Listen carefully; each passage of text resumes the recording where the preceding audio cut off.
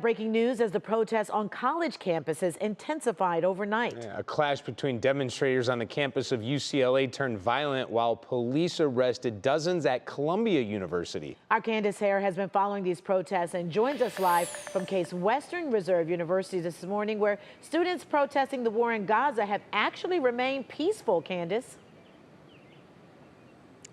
Yes, good morning. Students and staff, they are still occupying the oval by the Kelvin Smith Library here on campus at Case Western Reserve University. I do want to give you a look behind me, and you will see that fenced off encampment. Fewer tents today, it appears, than what we saw yesterday, but there are still some students and staff here in that oval. What we see here is only one example of protests at universities across the nation, as students are demanding an immediate ceasefire and for universities to divest from Israel.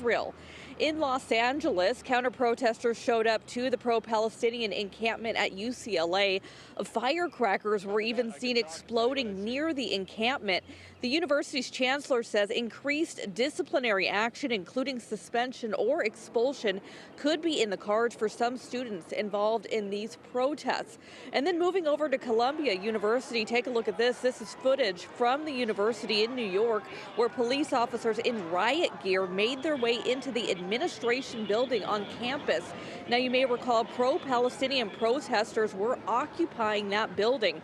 Dozens of arrests were made in the process, and a Columbia spokesperson tells AP they asked for help from police. But we've seen these protests taking place across the nation for about 2 weeks now, and AP reports that over the course of those 2 weeks, more than 1,000 arrests have been made at these protests that have been led by students. Danita.